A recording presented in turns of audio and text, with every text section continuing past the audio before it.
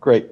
Well, thank you everyone for joining this. This is our first, we'll call it an unofficial user group meeting focused on owners and operators regarding the Alliance for Parking Data standards that are being rolled out across the globe.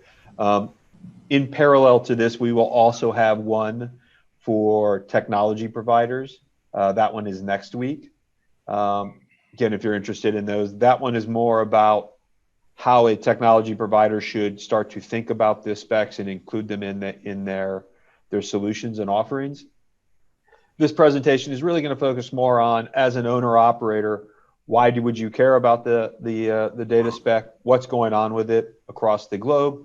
And how would you start to leverage the spec within your own operations and with your own providers? So as we're going through, if you have a question, I don't think that there's that big of a group, so just feel free to stop me and ask the question, and we can have a discussion. This is not meant to be a presentation per se, but more of a discussion. We wanted to start helping people understand what the spec is, understand where to get more information, and then also create a dialogue in a community so each of you can start to interact with each other on this, and as we all work to improve how the data standards work, both within our entities and outside of the parking industry as well. So as many of you know, there is a challenge today in our work. Down at the bottom, you can see we have all of our different parking facilities and the different technology. And then we have all of the consumers up at the top, whether they're using a mobile phone, they're at their desk, or they're in a car. And for a long time, it was actually pretty simple to control the data. Either I had to just have the data talk to my parking equipment, and then we started sending it off to various places. And it started to get a little bit more complicated, whether it was a Park Mobile, a Pay by Phone, a Passport. SAP had a marketplace. Google has a marketplace now. You have got the data aggregators such as Parkopedia, INRIX, Here Maps, and then also more and more individuals and entities are creating their own tools. So we started creating more complexity over the last couple of years. And then very recently, those connections have exploded. You've got Ticketmaster. We have, again, Google Maps. You've got airlines that are buying parking for their airline patrons. You have all the internet services, Google, Here, Apple Maps that are looking for information. We've got Uber, we have Lyft. All of these entities and organizations are looking for data. And then finally, we have the automotive platforms themselves, with Ford, the GM, BMW, Mercedes-Benz, all are also building data. And that is just creating this spaghetti of data flowing all over the place. And that really creates a challenge because today, each strand of the spaghetti typically requires a special interface between your operation and where that data is going. And then that data, if it goes somewhere, potentially makes 2 or 3 more jumps until it gets to the consumer. And you have no ability to see what's happening with your data, or no ability to make sure that those other people in the jump are conveying your data properly. And that's what we're trying to solve with the data specification. So kind of going through the challenge again, that sharing data is a necessity. There's no way we can get around it. Our challenge, though, is that different entities are using different terms to communicate that data. What I call a location may be very different from what another group calls a location. What I call a parking session may be different from what another group calls a parking session. What is a rate? What is a validation? All of these differences create challenges. And as a result of those different definitions, we find when you work within your own group to run a report, or when you're trying to work with a third-party solution provider, it takes a lot of time and energy and cost to try to just define that basic data. Our goal through the specification is to start to simplify that. And that was just within the parking industry, where hopefully we have some basic understanding of what different terms are. Imagine how difficult it becomes when we start to talk to people that don't understand parking and mobility, such as the automotive entities, such as the ticket master, such as an airline or a restaurant who doesn't really understand our specific needs. They just know that they want to be able to have parking sold when they deliver their services. So as all of this is creating the need to create these common definitions. But it's more than just parking data. We're seeing a lot of mobility services, delivery services, even robots on sidewalks, and we'll talk about that a little bit later, all needing the same data over the assets that we typically manage within the parking industry. Whether it's a parking facility where we have Ubers coming in and queuing for a short amount of time to pick up their next passenger, or such as at an airport, or if you're managing an on-street operation or even in a university and you're dedicating a certain portion of curb space or a surface lot to support Uber pickups, FedEx delivery zones, commercial vehicles that are coming in to do work. Maybe it's a plumber or an electrician area in a large city needs to know that they'll be able to park next to their job site for a 2-hour period or to do a delivery. And then I said, we are even working with entities that are focused on how to enable delivery robots to navigate sidewalks. And they're looking at these standards to help them understand how to communicate and navigate those worlds. So using the different domains that we are created. So let's talk a little bit then about APDS. So we understood what the challenge is, and I know all the folks on this call have experienced it and are living through it. So APDS was founded by 3 of the major parking associations in the globe: the European Parking Association, the British Parking Association, and the International Parking and Mobility Institute. The effort kicked off in 2017, and 4 years later, we've made quite a big jump. And in that 4 years, we've set on our guiding principles. The first one is the first and the last one are probably the 2 most important. The first one, it's a not-for-profit collaboration with input from industry experts. You're going to see in the next slide or 2, we've got over 600 people from 6 continents, and I don't even remember how many countries are involved in helping guide what the needs are. The focus is on developing common data definitions and associations for parking and mobility activities. Again, we want to make sure that people don't have to spend time trying to understand what a word means. The word will always already be defined. It'll just be a matter of how to share that data. As I already talked about, we're collaborating extensively with external stakeholders, whether it's intelligent transportation systems, auto OEMs, mobility as a service entities, and we'll talk a little bit more about some of those interactions as well. We're also focusing on integrating the parking more effectively with other existing standards. I'll show you some of the work that's being done today with the European Union and some of their standards. And in North America, we don't have as a rigid of protocols and standards as they do in Europe, but we're making that progress here in the US as well. And again, as I pointed out, a very important guiding principle is APDS is not in the business of owning, controlling, or aggregating that data. That is left to other commercial entities or municipalities or other government entities that own that data and want to control that. So that's a very important point. We have no stake in the game other than to making sure that entities have the ability to communicate and share data in a common mean. So that goes to the objective, which, summarizing up the kind of the comments that we've talked about, our goal is to enable entities to spend more resources on innovating with their data versus clarifying how to integrate their data. That's when the specification will be very successful, is when people don't have to try to navigate and explain and compare notes on what they're trying to share and reconciling the definitions of words. They'll be able to point to this and then focus on how to make life better for our customers and to share that data more effectively. We've been fortunate to have some very key sponsors that are helping to promote and deliver on these specifications. And just a shout out to the organizations listed here who continue to provide. And again, these are the ones that are providing financial support.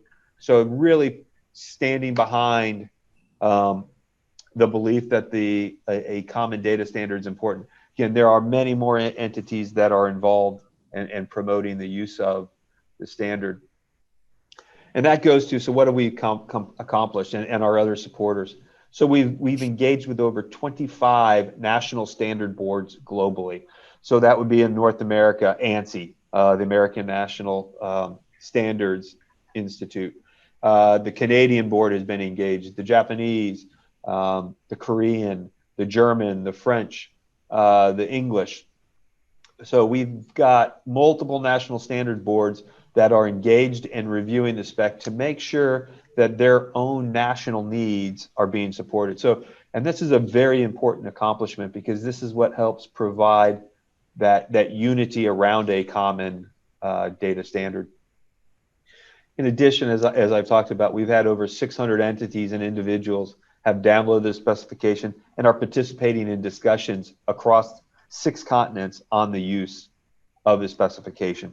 And this is what's helped us continue to refine it and improve it to meet the needs of both people within the parking industry, as well as those entities outside of the parking industry that have a need for it. So I'm going to stop there. Any comments or questions or things that people see as a need or a challenge that encourage the use of the spec?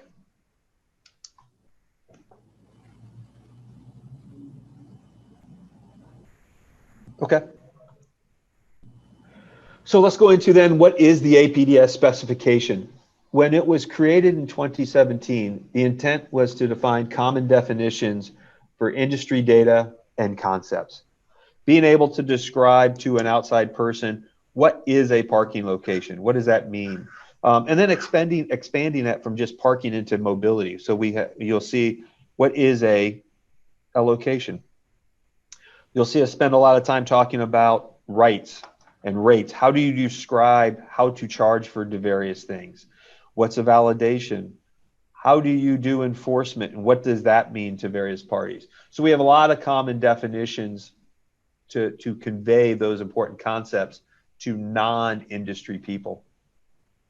We've established acceptable formats for sharing relevant data. So while we have the data definition, we are also providing common means to share that data immediately. So when you're working with your IT departments, you'll be able to say, use this to communicate information with other groups. And then everyone will know who's receiving that data, what the data means, and how it relates to other data.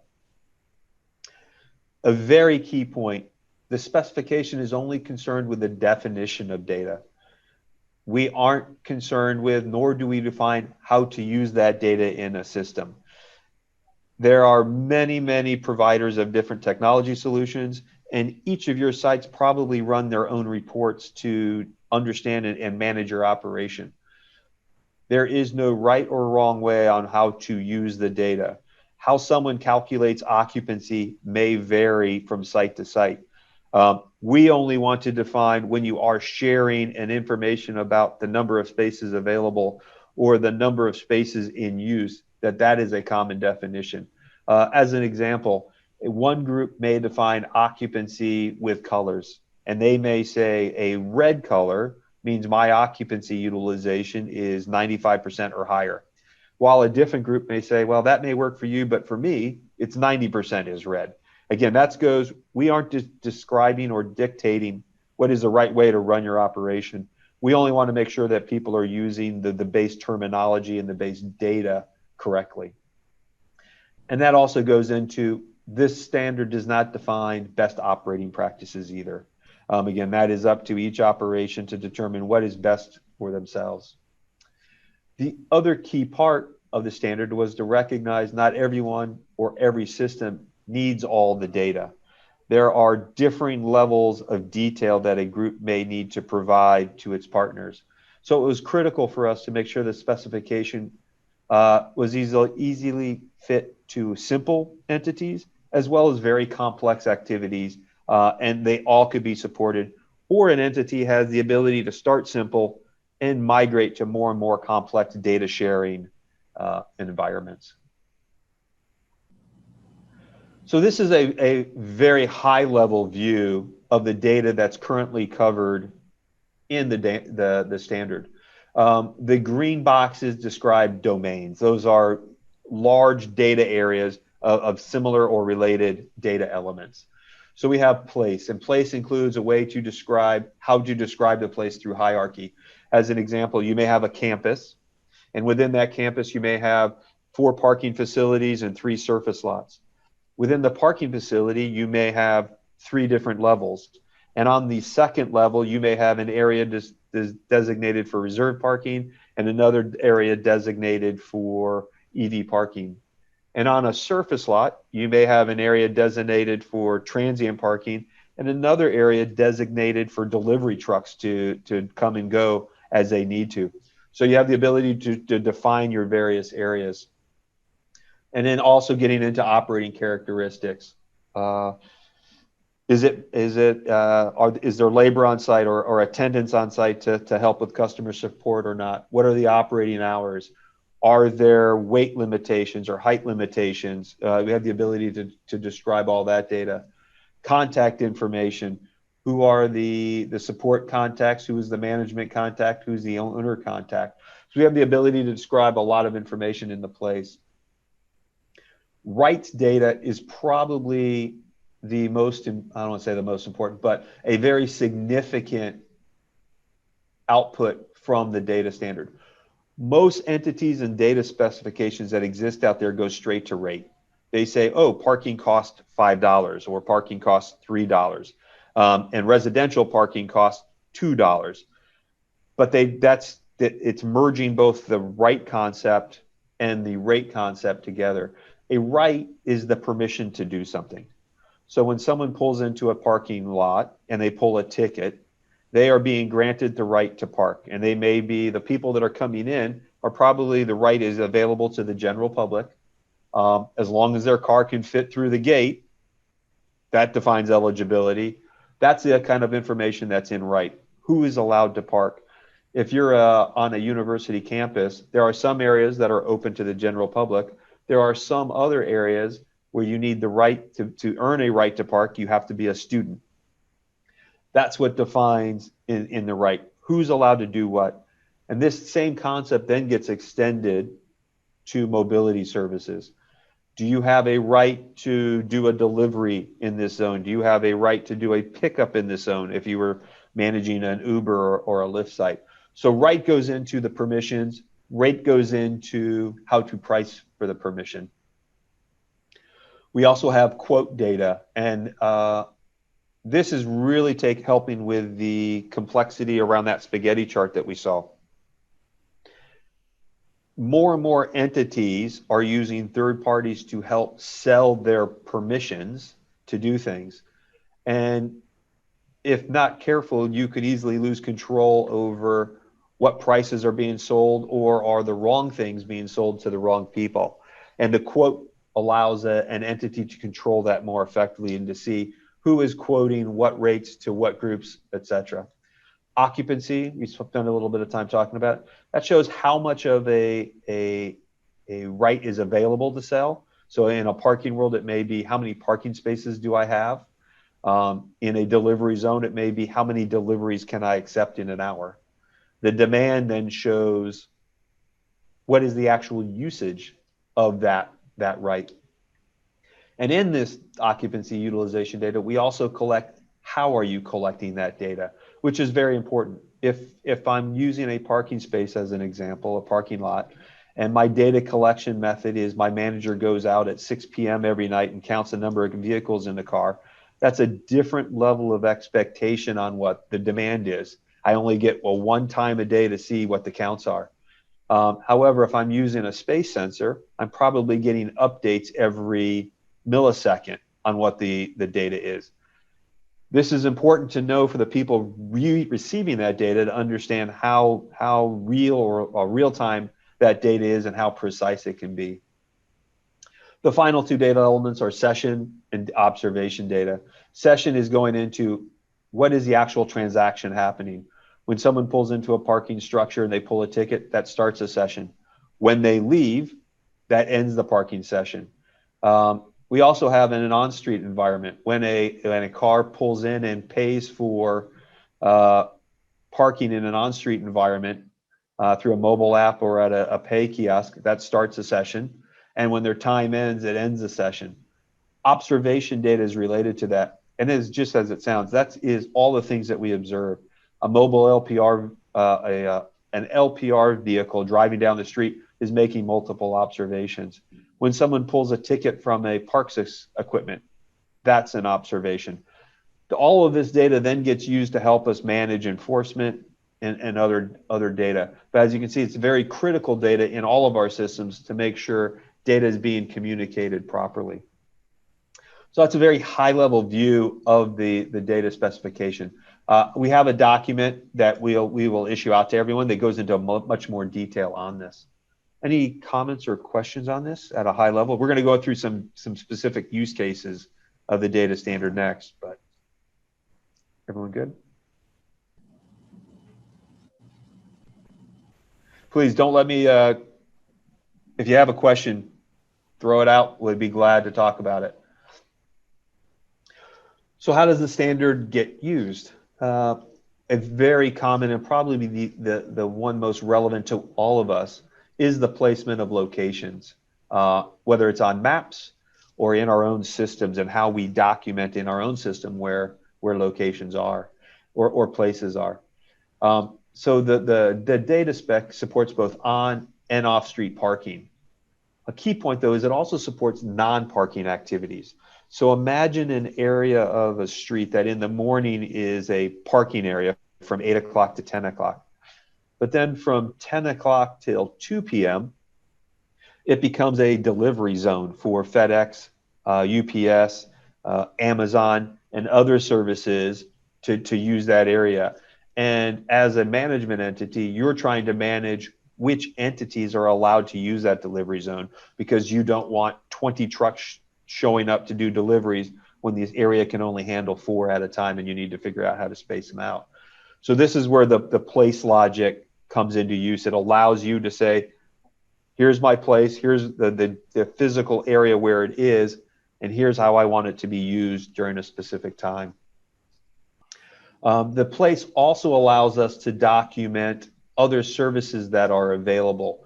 So when you go in through the place, you'll see the place is defined. We can have specific attributes associated to entry and exit zones. So I want to have a talk about where do you enter this parking facility. There may be 5 lanes, 2 lanes are entries, 2 lanes are exits, and 1 is a reversible. And that reversible changes use or is out of service at certain times. You can define that through the place.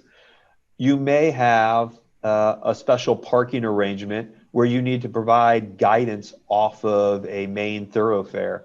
So let's say you have an event being held and you want to take people off of the interstate and you want to route them down a specific route. This is where the place also helps communicate that through, you'll get into the detail, through our vehicular access elements of the place. Finally, place also allows us to describe other services and facility equipment that's available in the place, whether it's EV chargers, car washing, or maybe there's certain amenities that you have. We're working with lots of entities and government entities that are working on truck parking. And then critical for them was to be able to show where there were bathroom services, shower services, food concessions, maintenance concessions, etc. The standard allows us to be able to describe that. How does that translate back to parking in a garage or an urban environment? Well, maybe you're doing business or working with Uber or Lyft, and they need a rest area for their drivers. You'd now be able to document that and communicate that out to the world that your parking facility has certain equipment and services available for those entities. In the data standard, the place is the core of everything we do. Everything attaches to a place and is linked to a place, and which is critical for sharing on maps and other stuff. Any other questions on that? All right. We talked a little bit about rights, and again, I think this is an area that is very unique to what the APDS has done. Most of the time, permissions are mixed and merged directly in with rates, which creates some complexity and confusion when people trying to describe stuff. Within this data standard, it is a separate concept. And again, it goes to what is the permission to do something. It could be a parking related permission. It can be a delivery or service related permission, or it can be mobility related permissions. As an example, rideshare pickup, rideshare drop off, etc. And there are other activities that can be described or permitted in a geographic area. You may have permissions that allow a scooter entity to drop off or use their scooters in a certain area, or it may be a bike. Again, this allows you to talk about how different places can change their use during the day. So right is a very important concept in the data standard. And when you have a place, you can define the permissions allowed to be used in that place. And then you can describe the rates that can be charged for those various permissions. And rates, again, can vary. I can have a parking rate for the public of $10, but I may have a tenant or a residential parking rate that's $5, where everything else is the exact same. The only difference is this permission given to this tenant or resident gives them a lower rate. In our connected world, communicating rates is very important. We're going to talk about quotes in a second, but a lot of us today share rate information with other people. I may have a rate that I set up in my management company, and I need to communicate it to my parks equipment or my pay station equipment or my mobile payment providers. To date, there has been no standard way to share that rate information. Through APDS, that now is available to be shared. And the rate information goes into as much detail as you want. You can include necessary taxes, necessary surcharges, and how the rate varies. Maybe there's a minimum rate that has to be charged per day, a maximum rate that can be charged per day. The data spec allows you to communicate that and then make sure all of your relevant parties and partners are using that data correctly. And again, this becomes more important as in this connected world, and as we showed in this spaghetti diagram, when you communicate to your partner, that's probably good information. But then how does your partner communicate that off to their partners? And are you allowing that data to be shared with others? You know, that may go to then why did sometimes when you go to Google Maps and you look at the site and you're like, that information's wrong. How did they get it? Where did they get it from? It's less critical when it's just operating hours or an address. It becomes more critical when we're starting to convey pricing and permission information.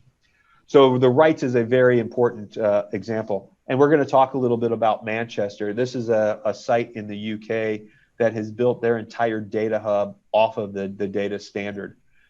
They collect information up from each of their private and public parking facilities, put it into this data hub, and then all of the mobile pay providers are accessing the data hub to get their rates and their information. So now it allows each public and private entity to ensure that the most current and correct rates are being published through all of those different services.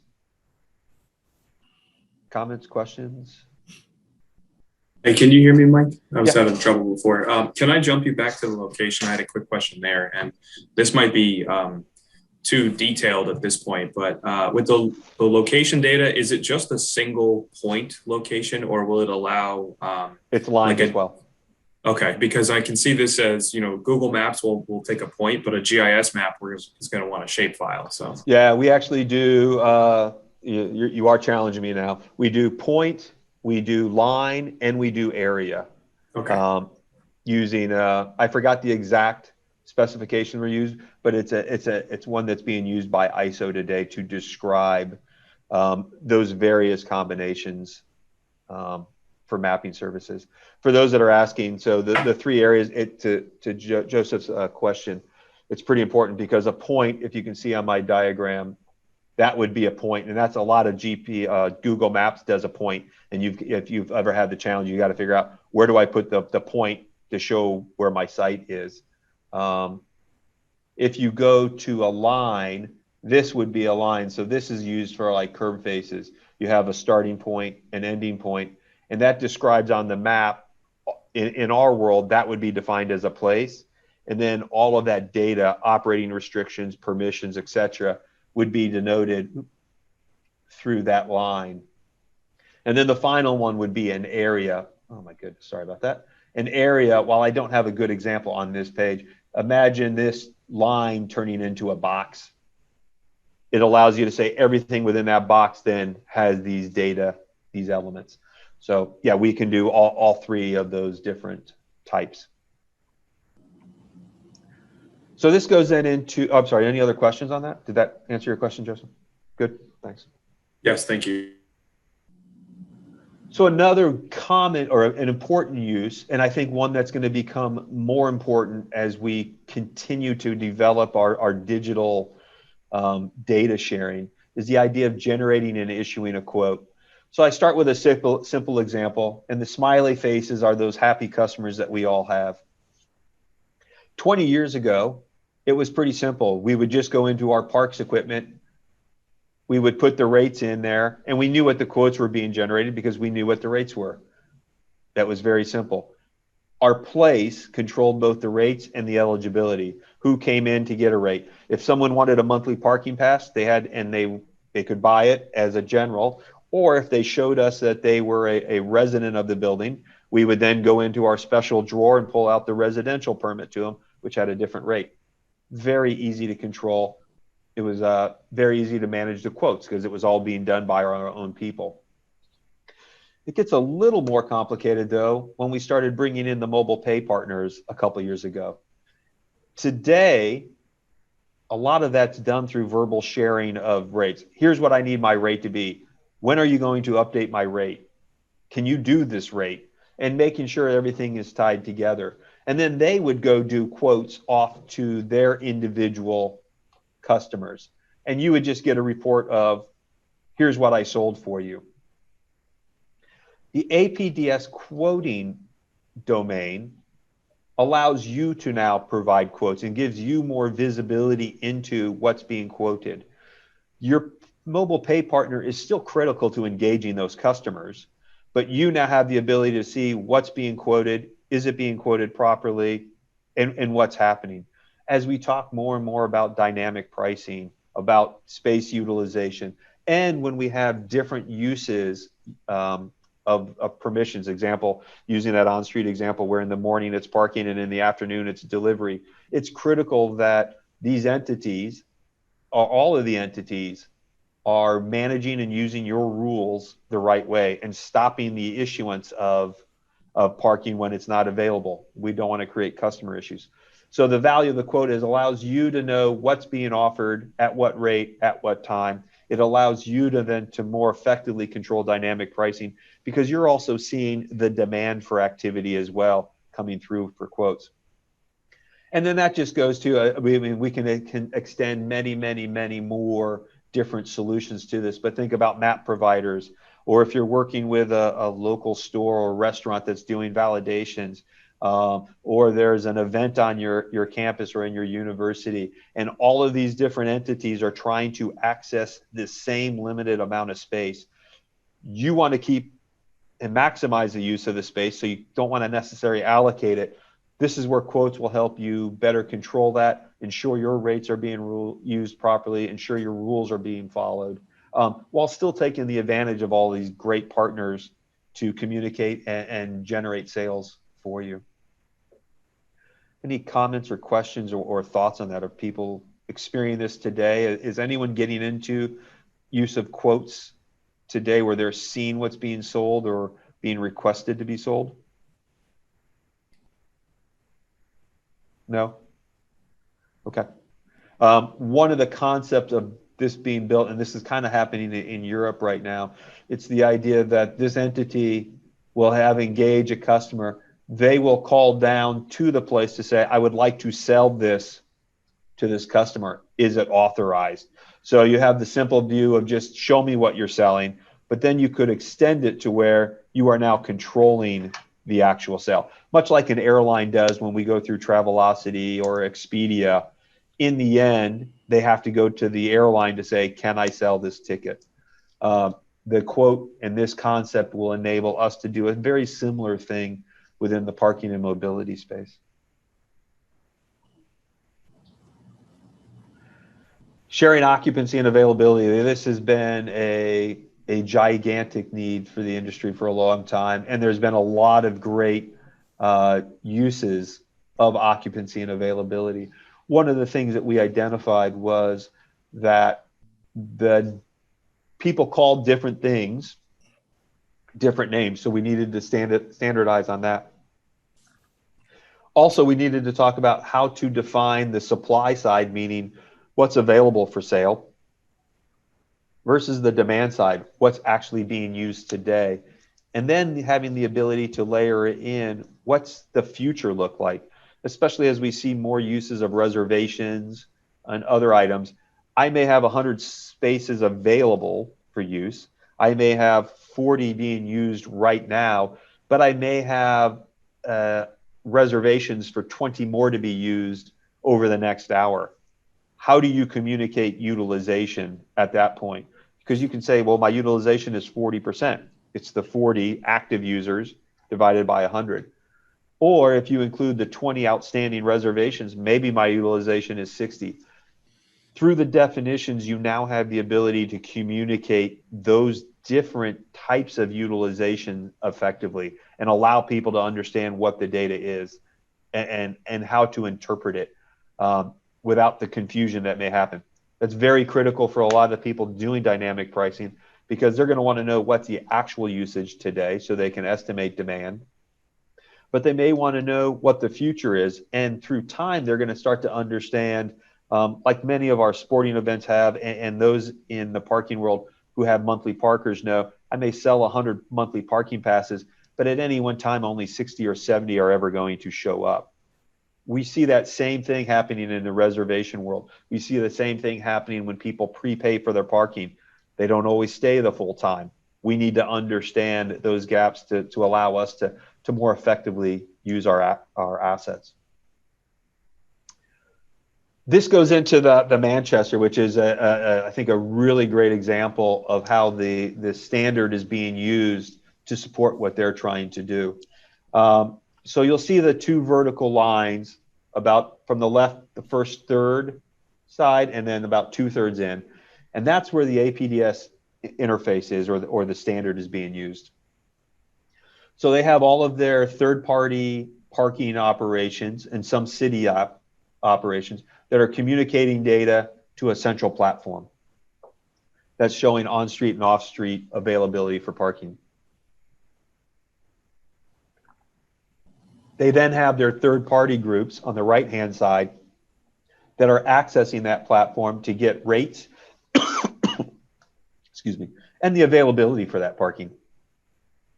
So this is a fantastic example of how all of that spaghetti is getting cleaned up, because the National Car Park, NCP, on the left knows that their data is showing up equally and equivalently on all of those 5 different sites. And they don't have to work with each one individually to connect each one to make sure the data is flowing. They just provide their data out through the APDS standard, and that data then flows to the appropriate entities with the appropriate definitions. And this is up and running today. And actually, it's interesting. We just learned that the UK government is basically encouraging all of their cities to follow a similar structure and approach. So the standard is going to be used that way. And we now know also that there are a couple Australian and New Zealand cities that are adopting the same structure to help manage their data. But what's more interesting is where Manchester is going. And curbside, and you'll notice they spell it slightly different than we do here in the States, but curbside is becoming a big need for them as well. Everyone is recognizing, just as we do here, that space has many, many different uses. And that uses changes throughout the day. Sometimes it's parking, sometimes it's a traffic lane so traffic can flow, sometimes it's a delivery zone, sometimes it's a no parking zone. They're using the platform to help manage all of that and to communicate that data to their various partners and parties. In addition, in the UK, they have a concept called a traffic regulation order. For us, that would basically be a traffic rule. The UK government is looking to standardize how they communicate these TROs, as they call them. And they are intending to use the APDS standard to help communicate that. How does that relate back to us in North America? Imagine cities having no parking zones defined in a common way so that we can articulate that. Or where there is a fire hydrant and who's allowed to use that space, or what are their permissions to use it. That would be the similar for us.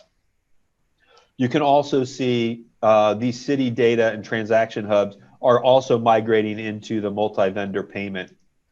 Not trying to displace any of the multi-vendor or any of the mobile pay vendors, but providing a common place to share that transaction data so that everyone knows who's buying what and what the activity is.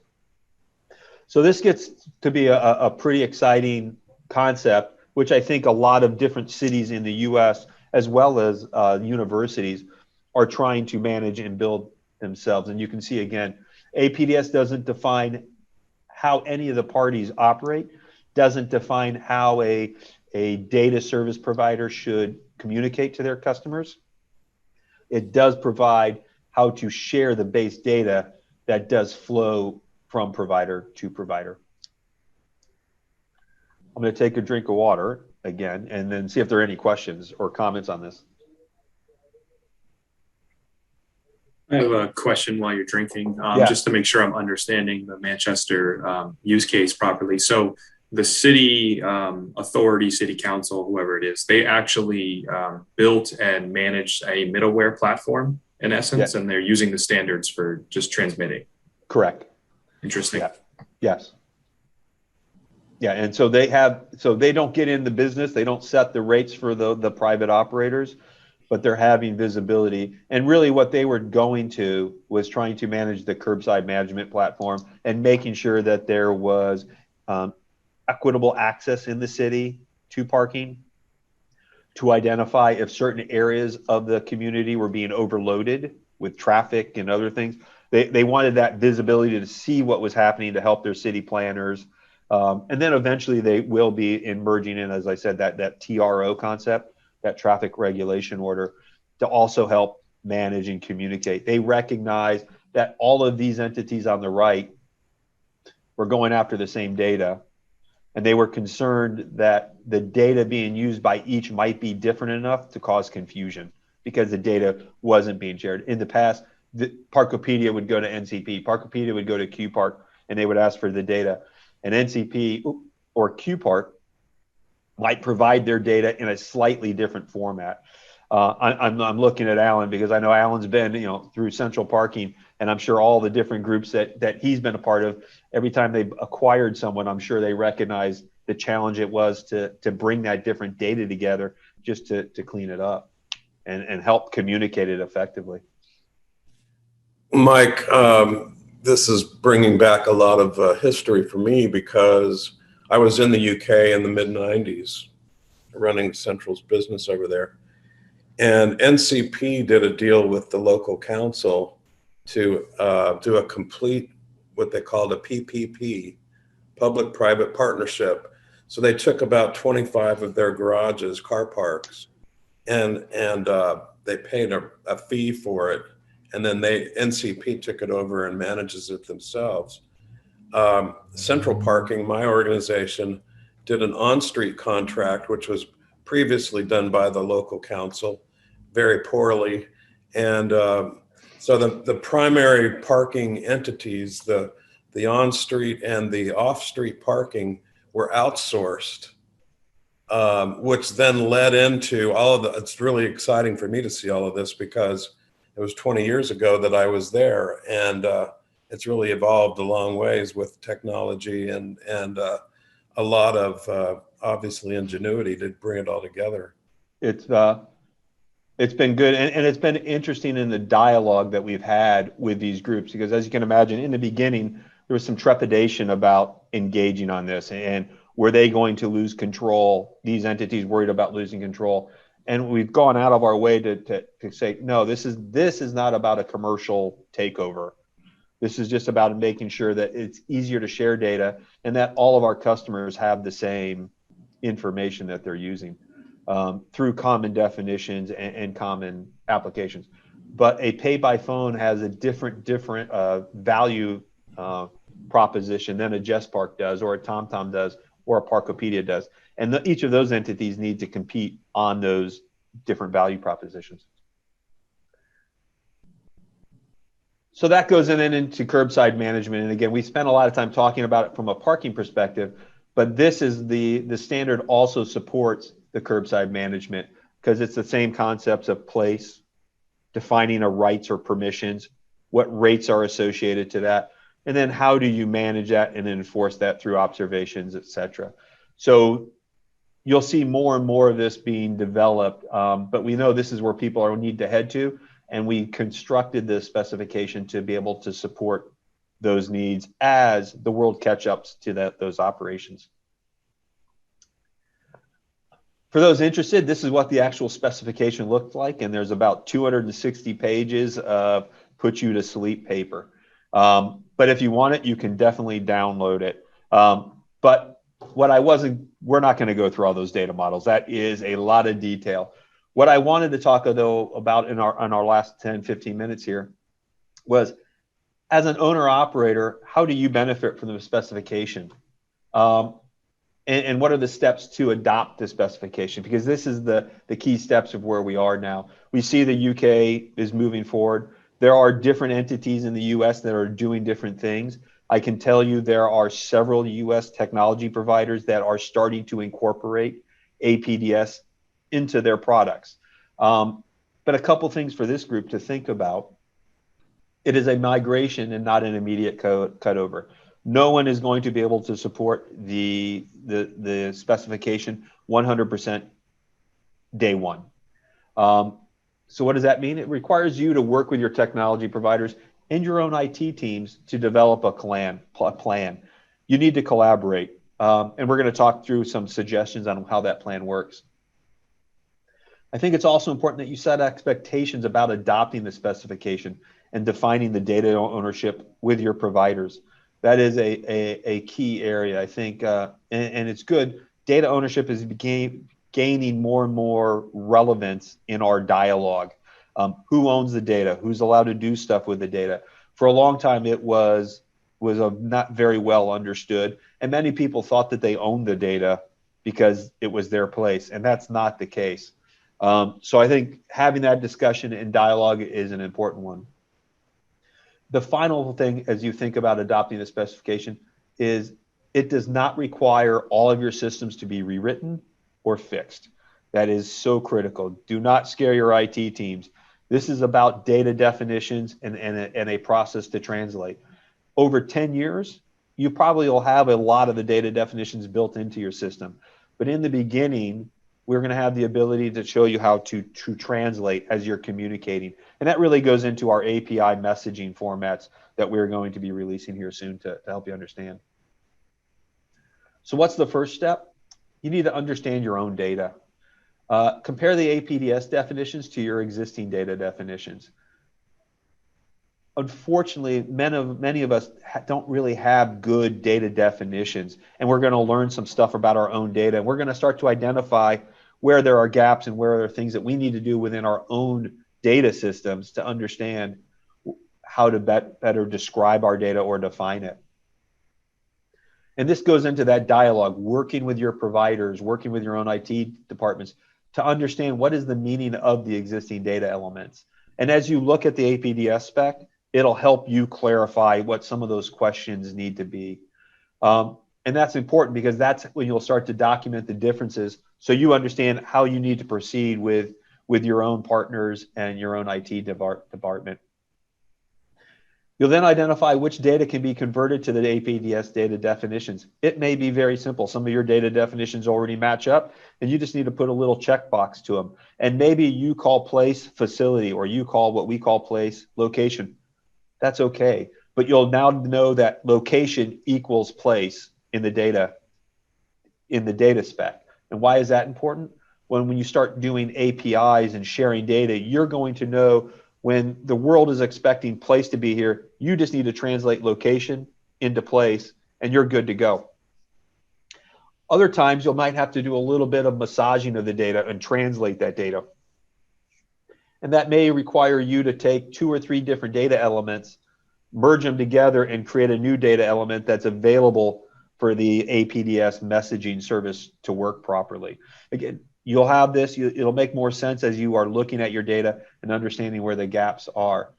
And then, of course, discuss these data definitions with your technology solution providers.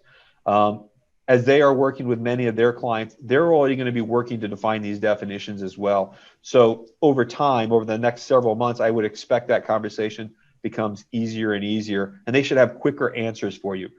But I would expect in the beginning, you're going to see some head scratching as they try to understand and figure it out as well. Step 2, set the expectation. Again, this is a migration.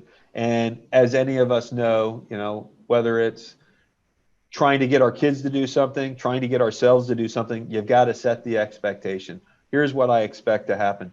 So with your IT departments or with your own solution providers, tell them that you expect the APDS specification to be migrated to.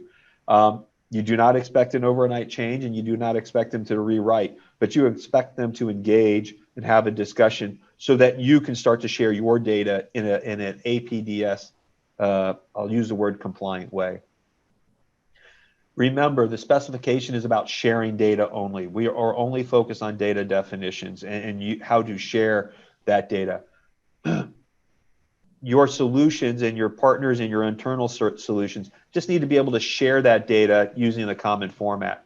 We aren't describing how to do this data. We're not telling you how to do addition or multiplication. We're not telling you how to share data with your consumers. That is your choices. That is up to you. And each of you will have different reasons of why it's important to do it a certain way. There is no right or wrong. All we care about is making sure that when data is shared between 2 systems, it's a common method and a common definition. Here are some other ways to set that expectation, and these are some sample documents that have been provided in RFPs to date, where our entities are including in their RFPs what they expect of the APDS specification. So around interfaces, integration, data testing to be effective, I won't read these. But they're defining what they want their technology providers to start to build into and set the expectation. The bottom one is a different version kind of the same thing. This entity was working on an inventory system and they were expecting that the occupancy data to follow the APDS standard as well. So these are just some examples that you can start to use in your own RFPs that encourage the discussion to happen and set the expectation. Step 3, be realistic. The specification is about sharing data. Again, do not require your internal or external providers to rewrite their systems, but do require them to start to use common data definitions, especially when sharing the data. And engage your partners, set priorities and collaborate with them. Again, don't try to do this all in a weekend. It is a heavy lift and you're going to learn along the way. But definitely pick your priorities and work through that. So that was the 3 steps. Any comments on the 3 steps? Any thoughts on that or ideas things that would help? What things do as an APDS organization would it be helpful to have to you to help you on this journey?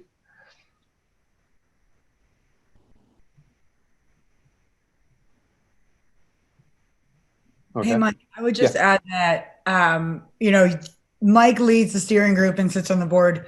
So if there are aspects of APDS that should be addressed that aren't there yet, they have a very long list of different attributes that the specification will address. If there's something that's a higher priority, if you see that there's a need, you know what I mean? We're very interested in working as far as pilots, programs, case studies. Don't hesitate. If you don't want to speak up now, that's certainly fine, but you could send either of us an email. This is industry led. So those volunteers who jump in and engage and innovate essentially, are welcome to do so. That's a great point. And that kind of gets to this next thing about the community. What a great lead in, Rachel. It's based on the industry needs and priorities. We all set the priorities. And we're looking for your insight and input to drive value from the specification and to help us represent parking and mobility with other industry needs, whether it's tolls, et cetera. And we need your participation in this community. And it's great to see everyone here today. And to Rachel's point, if you are looking to start a project and you want help, do not hesitate to reach out. We can work with you and your technology providers to help them understand it. We are willing to dedicate resources at a certain level. We can't do the work for you, but we will help bridge the gap and the education level to help you accomplish what you're trying to achieve with your solution providers, whether it's an internal IT department or a third-party service provider that you're currently working with. It makes it easier for all of us when we are all pulling in the same direction. So don't hesitate to reach out. So what's coming? The common messaging formats and guidelines are going to be distributed next month. APDS release 3.0 will be available for comment next month as well. And all of this is related to some work that we've been working on for the last 9 months, and it's related with ISO. So ISO is going to publish this as its recommended ISO specification around parking and mobility. We are actually going through we just published it on Thursday to all 25 national standards bodies who are now reviewing it and commenting on it.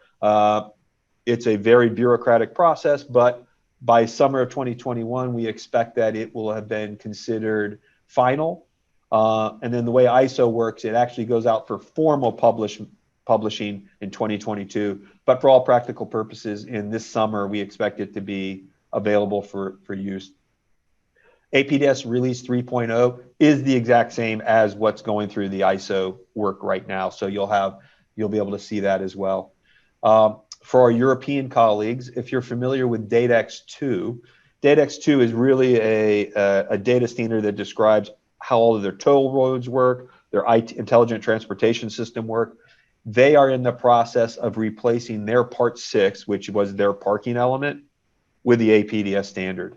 So all of the European regulations that refer to DataX are going to be relying on this standard as well. And we're continuing to collaborate with other ISO working groups. The automated valet parking system, which is being led by several large global auto manufacturers, have adopted the APDS spec in their work. We're working with groups that are working on sidewalk and curb operations for automated vehicles. So yes, that's delivery robots and how they go up and down the street. They are leveraging the APDS work. And then again, we talked about encoding of traffic rules. And that goes to the user group formation. And this is our kickoff discussion about it. And we're looking for folks like yourselves to become more engaged and to become talking posts, if you will, within our community to help guide and lead the effort and engage and encourage discussion and tell us what's working, what's not working, and help your peers on the journey as well. So this user group is going to provide feedback, going to create the community, and drive adoption. And actually, I guess on this slide, we'll talk about it. So the website is going to be updated in the next week. So I encourage you to take a look at it. One of the key things that we're going to have in the website is frequently asked questions, as well as a forum. And that forum is really to help promote the community. So much like the IPMI forum, where there's great dialogue, we're looking to create various topic areas on use cases, what's working, what's not working, How is messaging working? What are the different applications? So we're hoping that we can encourage folks to share what's working, what they're doing, and help other people along the way. So here are the next steps and resources. You can request version 2.1 now. I would expect in the next 2 weeks that the 3.0 will be released and on the website, so you'll be able to download that and review it. The API frameworks, I will be on the new website. There will be a GitHub. If you're familiar with GitHub, it's your IT teams will know what that is. It really gets into the nitty gritty of all the APIs and of the UML model, so they can understand how the data structures work. And we'll have the ability to engage in a forum to discuss these topics and help the community grow and develop. So that was a lot of information. I'm going to publish this out. Again, we provided, I'm not going to go through all this, a lot more detail about the data specification in here. And I would encourage you actually to download the document, which goes into considerably more detail. So with that, any last comments, questions? I have a question again. Yeah. So I'm having a hard time wrapping my head around how, and I hope you can provide comment from the technology provider view, but how is it that you as a technology provider would adopt these standards without rewriting your platform? Is it just a matter of updating the data dictionary? I'm having a hard time seeing how that would happen. Great question. So what we are in the process of doing, as we develop new solutions, we are incorporating the data definitions into our new solutions. So you'll see, at least from the T2 side, you'll see that in new products that we're releasing. On the old products or the existing ones, we are creating a data dictionary so we know how to translate between it. So I'm actually going to probably need Debbie's help on this one, but I think what we might call facility or a lot, we have to translate that to place so that as we develop APIs that are compliant with the spec, we know that in our database it's called facility or lot ID, but that really means place. So when we build an API, relevant API, it'll have place in there. Does that help? Yeah, and that's kind of spot on to where I was thinking. I've had trouble. It seems that facility and area within, say, Flex is not really clearly defined, and it's not used in a perfectly consistent manner. So I was trying to see how that would be adopted, but it makes sense. It's really just going to be on a new API. You're not really going to change what's there. We're not going to necessarily change it now, but as we are developing stuff, and I know this is what the other entities are doing as well, as they're looking at their systems. We don't want to rewrite anything. That doesn't help anyone, but we want to make sure we understand what the data is, translate it properly. But then as we build new, that's more baked into the design of the solution. So like we've got some residential parking apps that are coming out, and it's all based on these terminology and terms. So, and again, other people are doing the same thing. Different people are at different paces of how they're doing it. That's why I encourage that dialogue with your provider, because you may be able to help them set their priorities on how they go about doing things. Thank you. You got it. Any other last minute questions? Mike, while we see if anybody has anything, when you do, I sent the link in there to request the documents.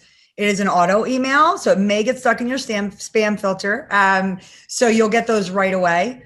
And if you don't, just shoot me a note and we'll make sure that you get them another way. Same thing with the supporter form. If you wish to complete the supporter form, which would say, okay, Joe Schmo is with Parking Organization A, and we advocate for the use of the standards. Costs no money, totally free just to add your name. That is not an auto update, so you'll see your name in a couple of days. We add those manually. So if you choose to take those steps, would love to have you do that. And I'm not sure if Mike mentioned that we have another set of user group meetings coming up in June, but I'm making the registration live for them. You know what I mean? Each time the group will be a little bit different because this is the first time. It's more of an intro, get to know you. And then of course we'll dive deeper into other agenda topics that you all bring to the table. And final comment, because I know we're already 10 minutes over. Next week, we have a similar user group for technology providers. So if you have certain of your partners that you would like to learn more about it, please encourage them to attend. And we'll go through and talk to them about what they need to be thinking about, how to adopt it, help them understand, kind of to Joseph's questions about how to think about it. This is not a request to rewrite anything. We'll help them translate it. We've been working with lots of groups already that are doing it. And again, let us know if you have a specific project that you'd like help on. We can get some resources to kind of help you to get moving and develop your own APDS based solutions. Terrific. Well, Mike, thank you so much for spending time, all of you, for making time in your busy schedules to learn more about APDS. Mike and I are always available if you have other questions or want to engage in a different way. We will make the recording available if you'd like to share it with someone. It'll be available at the APDS website. So if there are no final questions, I'm going to check the chat. There's nothing in the chat. Wonderful. You guys have a wonderful day, and we hope to see you soon. Thanks so See everyone much. later. Bye-bye. Bye.